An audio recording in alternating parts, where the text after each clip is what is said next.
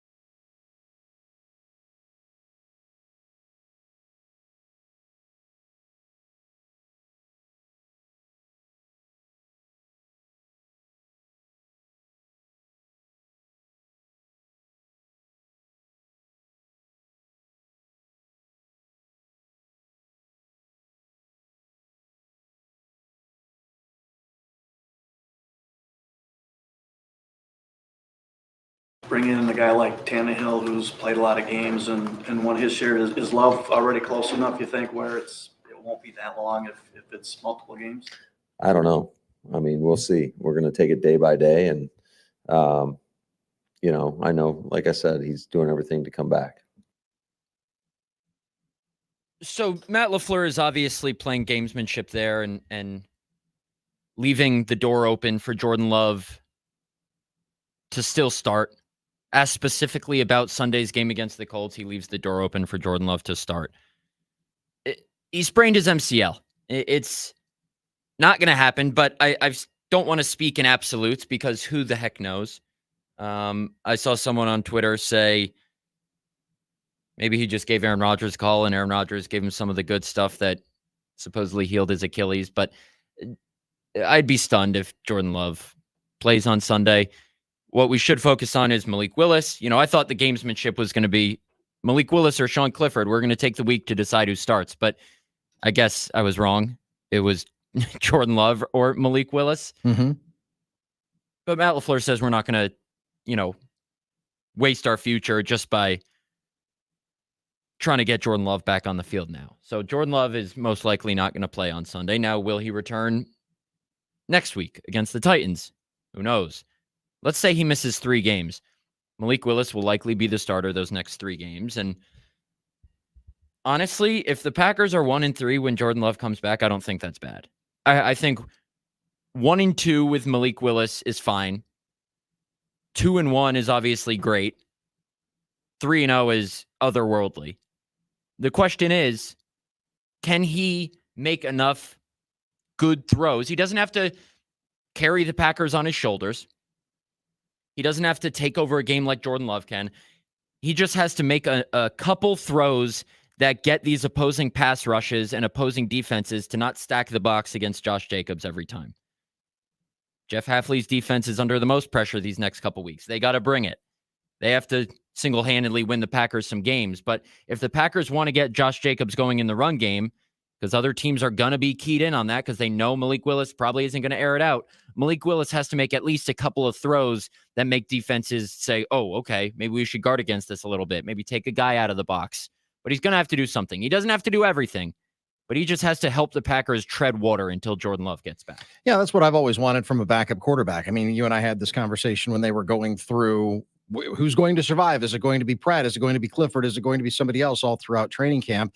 Obviously, we know the direction that they went in, but for me, that's what you need in a backup quarterback. Just somebody who can kind of stem the tide. Now, can Malik Willis be that guy? I don't know. You kind of hope so. He started a small handful of games with the Tennessee Titans. He performed okay during the preseason in Tennessee. It's been like drinking water out of a fire hose to try to, get caught up to speed with the team's offense with Matt LaFleur's playbook. But, LaFleur's saying all the right things. And he's also, cognizant that he can't put too much on Malik Willis's plate for this week. So all I need out of a backup quarterback is just manage the game. I mean, I know that sometimes the words game manager are more pejorative than they should be. I don't think being a game manager is a bad thing. For Malik Willis, if he can manage the game and give the team a chance, for me, that's all I could ask. Now, some people in my mentions say, Sean Clifford has a better handle of the offense. Well, wouldn't you think that they would have made Sean Clifford the backup? Yep. Yeah. On Friday, if he had a better handle of the offense? Like, there's a reason. There's a reason he got cut. There's a reason he got cut after a year and a half in the offense. And there's a reason he wasn't even the backup over a guy who had been here for a week and a half. You don't have to know maybe the entire offense to operate a game plan. The game plan can be pared down to fit a quarterback's strengths. So maybe the Packers have just been focusing on giving Malik Willis what his strengths are so that he doesn't have to learn the entire offense in case he has to take over. Well, now he has to take over. So does Malik Willis have to know 100% of the offense? Not necessarily. Matt LaFleur said today he should know 100% of the game plan, which are two different things. Mm-hmm. Yep. Wildly different things. Because again, that goes back to what I was saying about, LaFleur knows that you can't put too much on a guy who's literally been inside the building for now 2 weeks. 2 weeks ago, he was still a Tennessee Titan or about to be released by the Tennessee Titans if the Packers hadn't traded for him. Now he's the starting quarterback for now of the Green Bay Packers. That's a lot to absorb for anybody. You throw in an international trip. How was your trip, by the way? Throw in an international trip in there. Yeah. Nobody cares about that. We're going to get to what they care about right now. You throw in an international trip in there. There's a lot that's been coming his way in the last couple of weeks. So yeah, you've got to, I don't want to say you got to dumb down the playbook a little bit. That's not, an indictment of Malik Willis as a quarterback. That's not an indictment of anything other than the fact that he just hasn't been here very long. Yeah, I think it'll be interesting to see how the Packers approach this. Are they going to let him air it out because he's like 52% completion rate in 3 career starts. He's run for about half as many yards as he's thrown for. He's obviously a runner, but he has no touchdown passes and 3 interceptions. There's a reason he didn't win a backup job over Mason Rudolph in a quarterback room that, according to yesterday, stinks from the Tennessee Titans. I know I'm exaggerating. It's week 1. But there's a reason he started 3 games in 2 years after being a 3rd-round pick. There's a reason the Packers only had to give up a 7th-round pick. So, yes, Brian Gutekunst did say after the trade, we like the improvements he made playing from the pocket. We like how he can make plays with his arm and his legs. But Malik Willis is where he is for a reason. How much do the Packers water down this game plan? Do they give him some design runs? Do they try and get him outside the pocket to stretch the defense? Do they let him air it out? Or is it all short stuff and intermediate stuff and play action and, just pray they don't load the box every play so you can get Josh Jacobs some opportunities? I'll be fascinated to see because I hesitate to say these are winnable games because I said that before last season. They started 2-5 and 3-6. You can get beat any day in the NFL unless you're playing the Carolina Panthers. But, and the Packers almost lost to them last year. Yeah, true. The Colts, the Titans, which is going to be, if Malik Willis starts that game, a spectacle down in Nashville, and then the Vikings. This isn't the 49ers, the Chiefs, and the Eagles back to back to back. Yeah. You got to win at least one. Mhm. If you're 1-3 and Jordan Love comes back against the Rams, I think that's okay.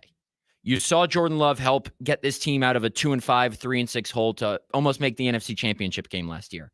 You just can't go winless. So Matt LaFleur is about to make his money's worth these next couple weeks, at least this week. He's got to devise a game plan to not make Malik Willis do too much, but have him do enough where teams respect him. I think that's a fair way to put it. Yeah. I mean, there's also a reason. I was asked this the other day as well. I mean, and we heard Matt LaFleur talking about the reports that they were going to perhaps go out and sign Ryan Tannehill. They contacted him. Bandied about. They're lying. It happened. Okay. Diana's report is right. Okay. Now let me say this. I don't want to say they're lying.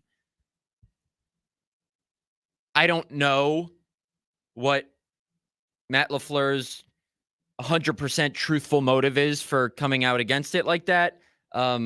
He clearly does not agree with the report. He's fine to think whatever he wants. But Diana's report is correct. Okay. Her report was that the Packers reached out to Ryan Tannehill. Does that mean his agent? Does it mean him? Does it mean there was some sort of indirect conversation about interest? I don't know. But there was communication. Does it mean they offered him? I don't know. But Diana's report is correct. Okay. Irrespective of that, if there was such a groundswell of bringing in Ryan Tannehill, if they wanted to do it, they probably would have done it by now. I've always thought that a better choice for a backup quarterback is a veteran who's had some starts under his belt. That's my opinion. I know it's not shared by everybody.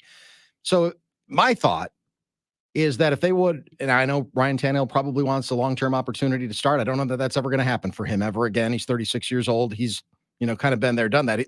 That's kind of what he is right now in the NFL. If he's going to be a starter, it's going to be on a team that is either a bad team or a team that just lost their quarterback for the entire season. And so what the Packers' motivations were for contacting him, maybe they didn't know the extent of Jordan Love's injury. I have no idea. That having been said, if they would have wanted Ryan Tannehill, for example, or Bailey Zappi, for example, they would have gone out and gotten them instead of trading for Malik Willis. It's also a two-way street. Like, Ryan Tannehill has to want to come to Green Bay. He Sure. clearly doesn't want to be a backup. Well, again, I don't know if he's gonna. Then he might just be at home for a while. Either that, or he's going to be playing for a team that just lost a long-term quarterback or a bad team. At least in Green Bay, it doesn't appear. He told Diana on her show, Scoop City, a couple weeks ago that he was waiting for the right opportunity. To me, translate that. That means he wants to be a starter for an extended period of time, or he wants a situation where the quarterback situation is less than ideal and the quarterback has a short leash. That's not in Green Bay. If Jordan Love was out for the season, Ryan Tannehill would be a Packer right now. That's my belief. Okay. But he's not. So what incentive does Ryan Tannehill have to come to Green Bay for 3 weeks and then maybe get released after that? Like, who knows? Yeah.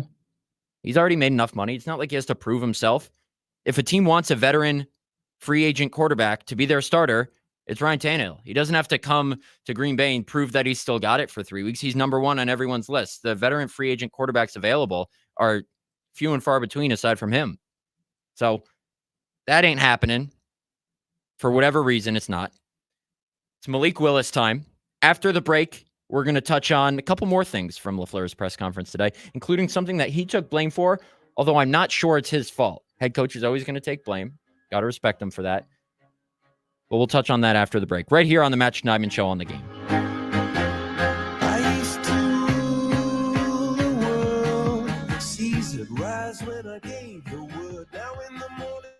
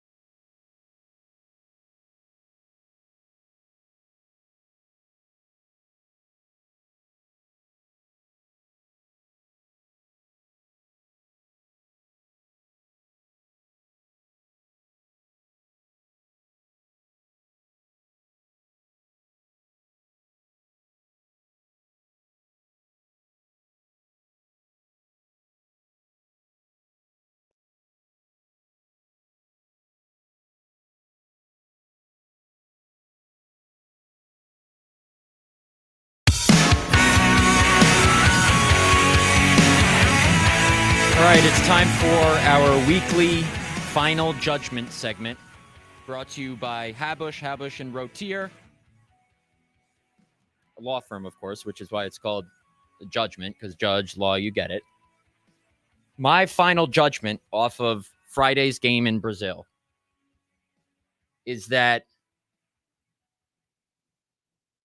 and it's not about the game itself, which might be contrary to the nature of the segment, but my final judgment based on everything, so maybe it is about the game, based on what else I saw outside of the quarterback position, what I know about this team, my final judgment is that if Jordan Love is out for 4 games, the Packers will win 2 of them. If Jordan Love is out for 3 games, the Packers will win at least 1. Now you might be saying, oh, that's not a hot take at all. This isn't meant to be a hot take. This is meant to be a overarching judgment about the state of the Packers or something individual about the team. My final judgment is the Packers are going to be just fine and in fine shape. It's not great shape if they're 1-3 or 2-3 when Jordan Love returns. But I think they'll be in fine shape when Jordan Love returns and have plenty of ammo left and plenty of season left and plenty of reason for hope left to go on a run and make the playoffs again, just like they did last year. Okay. My final judgment is that was one of the worst officiated games I've seen in a while. A lot of ticky-tack fouls. There was no flow to the game. I just didn't feel like the officials had a full grasp of the game at times. And that was my final judgment. The NFL deserves better than what they saw from the Zebras on Friday night. Quite frankly, it was unacceptable. Which was worse in your mind, the refs or the field? Field was pretty bad too. Field was awful. Field was pretty bad too. Yeah, guys were slipping and sliding all over the place. I mean, and I don't want to hear it's like, well, it's the same turf that they have at Lambeau Field and they have at Lincoln Financial Field. Oh, okay, but there was something that was different. There was just something that was off. That guys were just falling all over the place. You know, that's the same crap that we heard a couple of years ago when the Super Bowl, I think it was at State Farm Stadium or whatever. Yeah, I think the Sodfather. It was in Arizona. Arizona, yeah, absolutely. For the Super Bowl a couple of years ago between the Eagles, ironically enough, and the Chiefs, when guys were slipping and sliding all over the place. And it was a terrible field. Maybe it was overwatered. That's what George Thomas said. He thought the NFL just kind of botched it because they overwatered it. And while it looked nice on television, that's got to be secondary to it being a safe playing surface. So, yeah, the playing surface wasn't safe. The officials were terrible. Other than that, it seemed like a lot of the negatives that were kind of portrayed about what that trip could be just never came to fruition, which is a good thing. No, it was completely overblown. The dangers of being in Brazil, completely overblown. I had a nice time. I didn't get out and do anything just because I was too swamped with writing and radio and TV appearances that I did from my hotel and from the practice facility. I do have a quick funny story. So I flew from Green Bay to Chicago to Sao Paulo on Wednesday. So my flight left Green Bay about 5:30, connected in Chicago for about 2 hours, and then flew 9.5 hours from Chicago to Sao Paulo. Landed about 9 a.m. local time in Sao Paulo, 2 hours ahead of Central Time. Packers practice was at 12:30 with Matt LaFleur scheduled to speak beforehand. The media practice facility area opened at 11 a.m. So there wasn't enough time for me to go back to the hotel. The traffic is insane. It takes long to get places in Sao Paulo, I learned. I wouldn't have been able to go from airport to hotel back to practice in time. So I went right from airport to practice, brought my bags with me and everything. So I got a taxi service called 99 Taxi because it had been recommended to me by someone who had been to Sao Paulo before. They said it's reliable, and it was very reliable. I get it. It takes about 40 minutes to get to my destination. And I say my destination because where it took me was not practice. The NFL sent us an email last week with the exact location of where the Packers and Eagles were practicing. The Eagles were practicing at Corinthians Arena, where the game was. And the Packers were practicing at Corinthians Training Ground, where the soccer team who calls the stadium home practices. So I copy and paste the address from the NFL's email to us into, it's like Lyft or Uber. You put in the app before they pick you up. I did that. So he takes me there. He drops me off in the middle of like a dirt road in the middle of nowhere. And by drop me off, I said, I mean, stop the car. Very nice man who drove me. Couldn't have been nicer.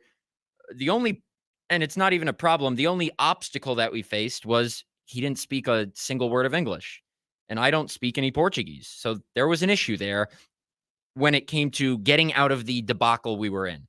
It was in a dirt road in the middle of nowhere in a neighborhood that was not a football practice facility. So I said, I literally had to type what I wanted to say. If it was Spanish, I could have made it happen. I minored in Spanish in college. I've spoken Spanish to navigate my way through situations before, but I literally pulled up the Google Translate app on my phone and was typing sentences for what I wanted to say and translating it to Portuguese and showing it to this guy on the phone. God bless this man, because he could have just dropped me off, said, I drove you where you wanted to go. I have your money. Get out of my car. Mm-hmm. But he didn't. He sat there. He looked at, what I was trying to tell him on my phone. And I showed him the exact address, and he plugged it into his phone, and it said 2 hours and 39 minutes away. Ooh. Now, this was shortly before 11 a.m., so I would have missed LaFleur and a good chunk of practice. And who knows, maybe post-practice media availability as well, which would have been a disaster for me. So I said, oh, no, that's not right. So for about 10 minutes, I was typing stuff into my phone, showing it to him, asking, is that right? How are we going to get out of this? What's the deal here? And he takes another look at the address and says, wait. That's close by. That's right around the corner. And so we drive about 5 minutes around the corner from this neighborhood we were in, and we see someone doing a live TV hit. And I was like, I might be in the right area. So that guy didn't speak much English either. And so we stopped the car, asked him if this was where the Packers were practicing. He might have just heard me say Packers. Mm-hmm. And he said, and he nodded his head. He said, yes. And he showed us where to go. So we had to go in a security area, have someone let us in, open a gate. I was on a list that this man had, which was nice. I did something right. Always a plus. And then we finally got to the practice facility well in advance of Matt LaFleur's press conference. So I didn't miss anything. I ended up not missing anything. But there was a second there where I thought in my head, I'm about to be dropped off in the middle of nowhere in Brazil with no idea where I am, no ability to speak the language they speak here.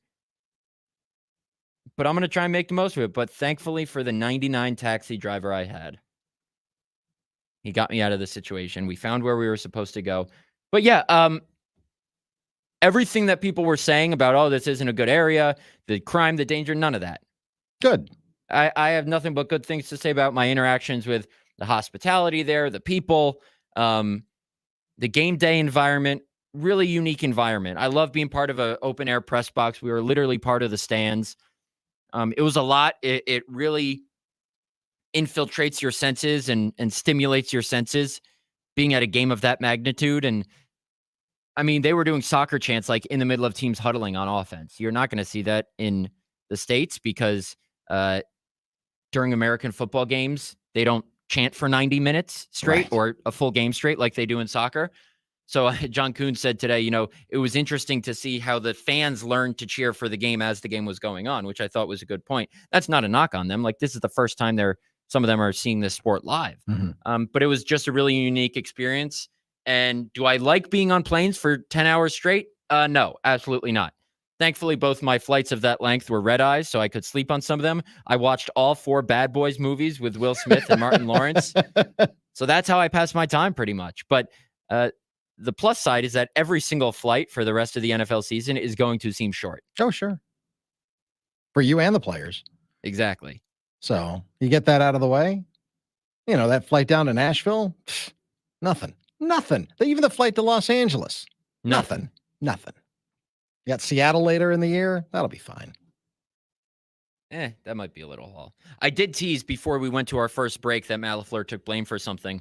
It was the Keyshawn Nixon kick return at the end of the game, because we saw the first couple get sailed over his head. That's what teams are probably going to do. They're probably going to not let Keyshawn Nixon return. And we've talked about this before, because the likelihood with the new dynamic kick return rules that he breaks one past the 30 is probably pretty high. So you'll just bite the bullet, say, okay, we'll give the Packers the ball at the 30 instead of risk the back-to-back first-team All-Pro kick returner, setting them up with better field position. with 27 seconds left, Packers trailing by 5, Keyshawn Nixon says, it's Keyshawn Nixon time. Takes it out to the 16-yard line, costs the Packers 5 seconds and 14 yards. Mm-hmm. And it's obviously hypothetical, but what if they complete that same pass to Jaden Reed from the 30-yard line? I mean, then we're, playing with fire here. They were still in Hail Mary range. Yeah. They probably weren't going to win the game anyway, but Matt LaFleur said he takes blame for that because he didn't communicate well enough what the plan was to Keyshawn Nixon, to whoever it may be, whoever needed to know that. He's obvious. Sorry, I was just getting through a thought. I was going to say one more thing. It's obviously not Matt LaFleur's fault. Like, maybe he's going to blame himself, but Keyshawn Nixon has to know that you can't do that, especially with the new rule, and he was just swarmed right away. It's not all on Keyshawn Nixon, too. It's the blocking. Matt LaFleur said, at no point do we ever want to bring a kick out that's 7 yards deep. This one was 8, especially with the new rules. So would it have made a difference in the game? Probably not. But it's still something that needs to get fixed. Yeah, that's a coach sticking up for his player, and I get it. I respect that. That's what coaches are supposed to do. You're not supposed to throw your players under the bus, and I like Keyshawn Nixon. That's his fault. You have to have game situation awareness, and he didn't in that situation. Yeah, the blocking wasn't great, sure. But when it's that deep with that little time left and you can get the ball at the 30, it can't be Keyshawn time. It's got to be Packers time. It's got to be team time. And so I'm going to put that one on Keyshawn. I mean, he's got to know better. He's not a rookie. Mm-hmm. I know. He's not. I mean, he's been doing this for a while now. That's on him. And like I said, while I admire the coach taking the bullet for it, I don't think that was necessary for him to do. But I understand why he did. Absolutely. Regarding Josh Jacobs, he's obviously going to be a huge focal point these next couple weeks, assuming Jordan Love doesn't play for, say, the next 3 games. And he started off, 4 yards on his first 6 carries. He finished with a lot better than that, broke a couple explosive runs, 16 carries for 84 yards, 5.3 yards per carry to finish, 2 catches for 20 yards. The blocking was terrible to start. He was annihilated at or near the line of scrimmage in the first half. He said after the game when I asked him, he said they changed up things schematically a little bit. Matt LaFleur kind of pushed back on that today, said they maybe did some more gap scheme stuff to counter the Eagles' movement up front. But at the end of the day, they just block better. Josh Jacobs can get through those holes. And I wasn't, on Twitter as much as I normally am during games, but I'm sure there were people saying, it's A.J. Dillon all over again. Can't get anything. Why'd the Packers pay him however much money they're paying him? Well, you got to be able to block. And A.J. Dillon last season, not to beat a guy when he's down, he's obviously hurt, but it was pretty consistent, his inability to get through holes and hit the hole like that. When Josh Jacobs has a hole, we saw what he's able to do. Takes 2 to tango. You got to block and you got to run. And Josh Jacobs needed the blocking to be able to run. In the second half, we saw it. He was the one, along with, I think it was a good block by Rasheed Walker, after Jair Alexander clumsily returned that interception out of the end zone to cost the Packers even more yardage, just like Keyshawn Nixon did. Josh Jacobs ripped off a 32-yard run on the first play of that drive to take some heat off Jair. So he has that explosive ability. They just got to block for him. Yeah, and I don't think it goes a whole lot deeper than that. I mean, we've seen elite running backs. If you don't get any blocking, you're going to be on your rear end in the backfield more often than not. I mean, Barry Sanders, one of the best of all time. Walter Payton, one of the best of all time. They didn't break every tackle. You just gotta, you gotta block better. I don't know. It goes a whole lot, more than that. There was no blocking. We saw that. I mean, we were talking about that in the preseason with A.J. Dillon. Those 3 plays in a row where he was stymied and couldn't get a yard to keep the chains moving. So yeah, I mean, I think that could be an issue moving forward. What did you think of the rotation between Morgan at right guard And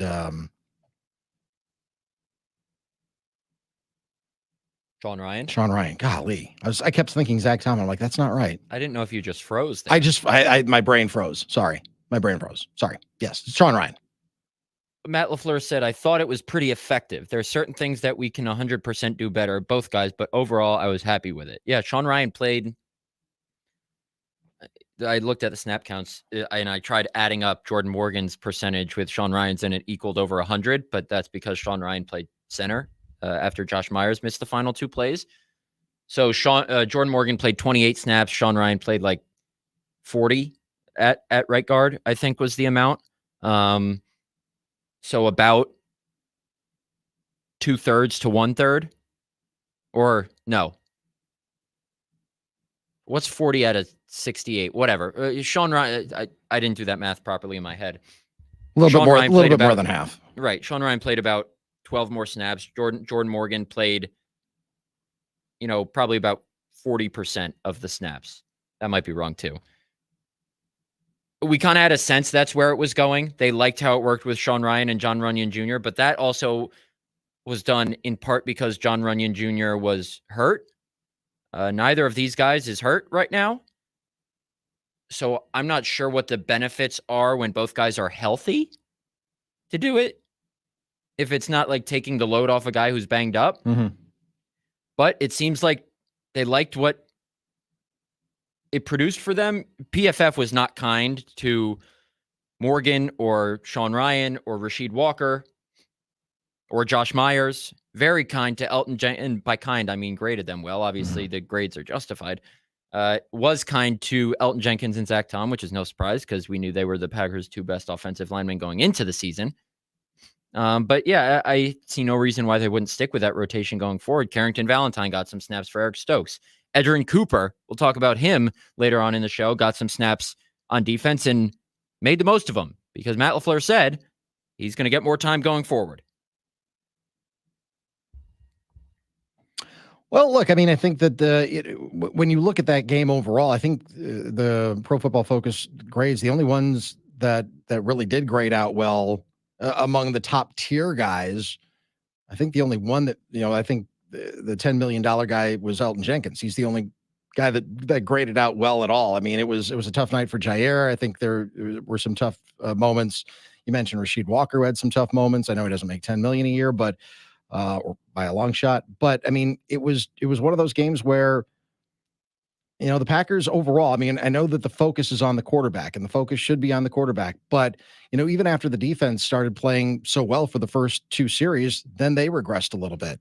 There were a lot of guys who just didn't play their best football. I know Philadelphia is a good team, even with the collapse at the end of last season. They're still a quality team. They still were a playoff team last year. They were still 10-1 at one point last year. They've still got a lot of guys. Saquon Barkley, he looks, like he's 5 years younger right now. Well, it helps playing in front of that or behind that offensive line. Sure, absolutely. And so, but I guess my point is that, the Packers got punched in the face a little bit more than I think a lot of Packers fans thought they were going to, even against a quality Philadelphia team. The Packer fans didn't think they'd get punched in the face against the best team in the trenches in the NFL.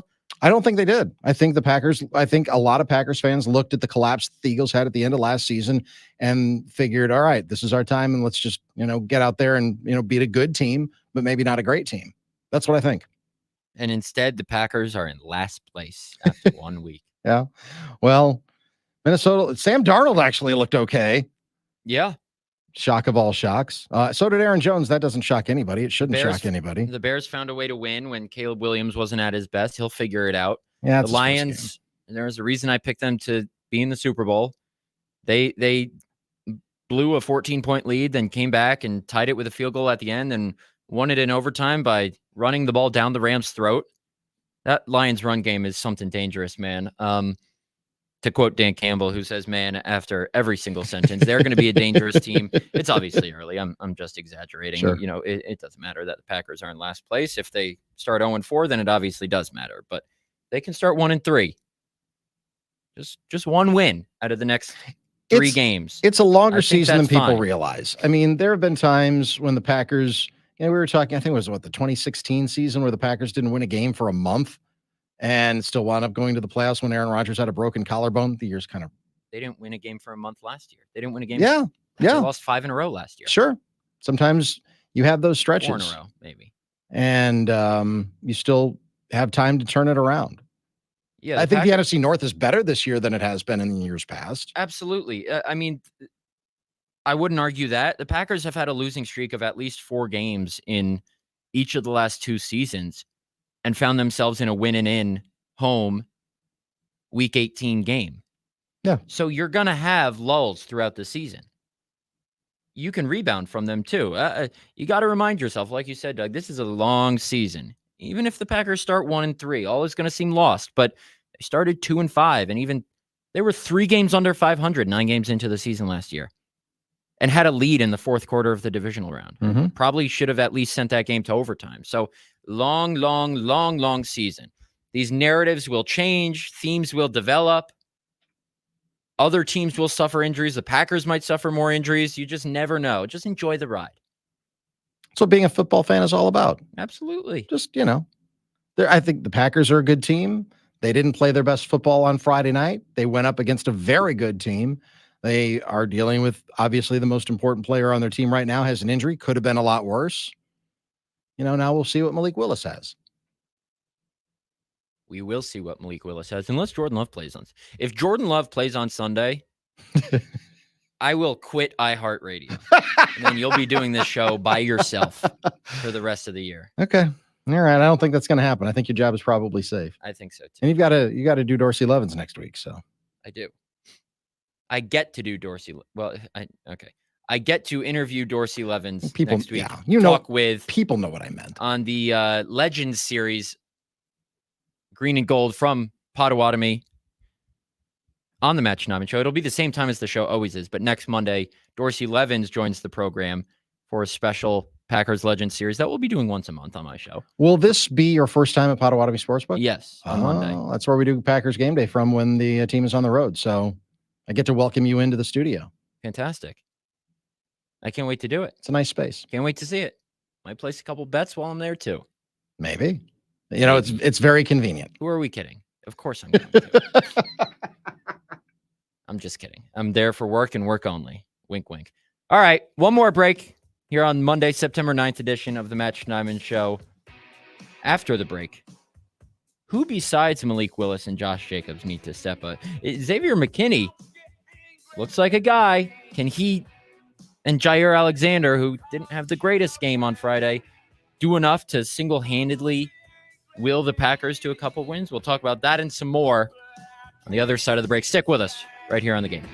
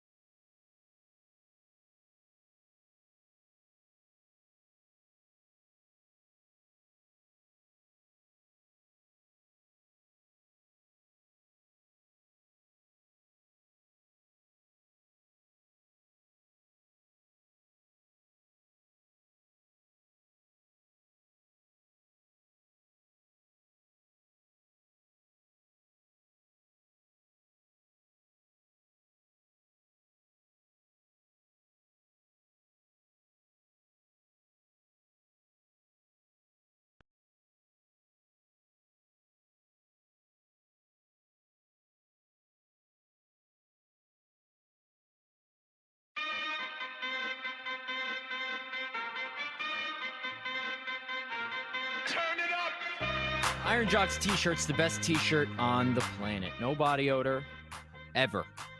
And now through September 15th, when you buy 2 small logoed short sleeve t-shirts, you'll get a third for free. That's a $39.99 item free when you buy 2. Just enter the promo code T-shirt BOGO at checkout. That's TSHIRTBOGO at checkout. Go to ironjock.com for details. That's ironjoc.com.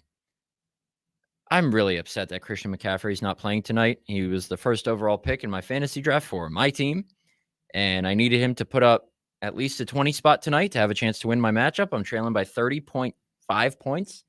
I have the 49ers defense and Christian McCaffrey. The guy I'm playing as Jake Moody, the 49ers kicker. And I thought Christian McCaffrey was just listed as questionable as a formality and he was going to play. Nobody ever hinted that his status was in doubt. And now he's not playing. And now I'm going to lose. And the punishment for my fantasy football league, it's only 1 week. We don't overreact to week 1. Sure. But the punishment is you have to get a full body wax on camera if you lose the league. I'm one step closer to doing that. And, okay. I have a lot of hair. So okay. Yeesh. I like that you have punishments though in yours. And in none of my leagues we have punishments, and I feel like we should. There's no point in not having a league. I agree. Or in having a league without a punishment. My protests have fallen on deaf ears. We'll put it that way. I think there should be a punishment. What's the prize in yours? Are there no prizes too? I mean, there's prizes. You get just money at the end. It's Right. not, let's see, in one league, it's winner take most. And the runner up gets half of what the winner gets. And then another one, if you make the playoffs, you get your money back. And then the 2 championship players get the most. Obviously, the guy who wins it gets the most, but it's not winner take all. Interesting. Make the playoffs, get your money back. What is Yeah. this? Participation? I'm trophy just, time? I'm Come on. I'm not the people in shape commissioner over there. Run a league. That's Dan O'Donnell's league. He runs the iHeart League. I've never met Dan, but I might have to have a word with him about this league. Going forward with the Packers and the Colts, at least for now, who are 1 or 2 guys on defense that you think really need to step up and take over if the Packers are going to have a chance? We remember early last season, Jair basically said we have to not allow teams in the end zone until the offense figures out. Well, I think you just mentioned him. That's one for me is Ja. I don't think Ja had a very good game against the Eagles. I think No, he did not. He really needs to step up. And, he's a leader. He's talked about wanting to take that mantle of leadership now in his 7th season in the NFL. He's being paid like he's a leader. He talks like he's a leader. He's got to back that up with his play. And that's when you said who's 1 or 2 guys on defense, he's the first name that popped into my mind, without a doubt. And there was some good from him on Friday. There was the interception. He Mhm. had a couple pass breakups. He had a couple nice tackles. But that one he slipped and allowed plenty of yak to A.J. Brown. He got cooked on a double move by A.J. Brown and then couldn't run him down on the 67-yard touchdown. He brings out the interception and gets hawked down by Devontae Smith. Cost the Packers some yardage. Gave up a couple other completions. He's got to be better than that. The Packers are paying him too much money to be that kind of player. $21 million a year is not what you saw on the field. Now, he's had games like that before in his career, but he's always rebounded. It's never for an extended stretch of time. So history tells us he'll be able to get it right. Xavier McKinney, that interception he had. And John Kuhn pointed it out on our Brick and the Stick podcast, up now wherever you get your pods. We recorded earlier today. Happy birthday to John, by the way. Oh, happy birthday to John. 42nd birthday. He pointed out how impressive it was for McKinney in a Tampa 2 defense to cover that much ground to come over and intercept that ball. Quay Walker did a really nice job covering Devontae Smith down the middle of the field. But Xavier McKinney's ability to cover that much ground and pick that off over the top, return it to the 19-yard line, that was impressive. So he's another guy that I think needs to step up. Secondary's got to be better because the way they approached the pass rush, Kenny Clark said it after the game. I don't want this to come off the wrong way, but they didn't exactly try to sack Jalen Hurts all the time. They basically just wanted to power rush. If they got into the backfield, great. But by power rushing and staying vertical, instead of doing too much funky stuff horizontally with pass rush moves, they kept Jalen Hurts in the pocket. They did a nice job containing him till the end when he broke off a couple runs. But they basically kept him contained. which they didn't do last time. So maybe, yes, that sacrifices some sacks and tackles for loss, but the Packers are willing to do that if they're going to make guys like Jalen Hurts and Anthony Richardson throw. Now, then it's on the DBs to hold up on the back end, and they didn't do it well enough on Friday. Maybe they will on Sunday against the Colts, but it's kind of pick your poison with these mobile quarterbacks. And the Packers picked keeping Jalen Hurts in the pocket. Worked sometimes, didn't always work. But if they are going to be just power rushing, they need guys like Kenny Clark and Rashawn Gary and Preston Smith to win once or twice or 3 times or maybe more. If they're not going to be using stunts and exotic pressures and all this stuff to get home, because that would obviously open up lanes for these guys to scramble. So I'm going to go Rashawn Gary, Jair Alexander, Xavier McKinney as guys who really need to prove their worth, show why they're getting paid what they're paid in order to keep this season afloat over the next couple of weeks, assuming Jordan Love misses that much time. Yeah. If I had to pick one more guy, and it's not necessarily even picking on him, I just want to see continued growth out of Quay. I think that he's he has the ability to be such a special player and such an impactful player. I just want to see more growth out of Quay as the season goes on. He did some good things in the game, he did. I think. Like I said, I'm not picking on him. I'm just saying I want to see him continue to grow. That's Fair all. enough.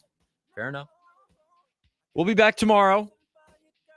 Week 3, episode 1 of the Matt Schneidman Show is done. No availability tomorrow. I think tomorrow starts our Wayne Larrabee segments. I got to text him, see if he is going to come on, see how his Brazil trip was. But it's Malik Willis week in Green Bay in week 2. Not sure how Packer fans feel about that. Probably not great. But what if he wins on Sunday? Woo, boy. We'll go over that possibility Quarterback tomorrow. controversy. No, I'm kidding. For Doug, I'm Matt. See you in 24 hours, 23. It's going down.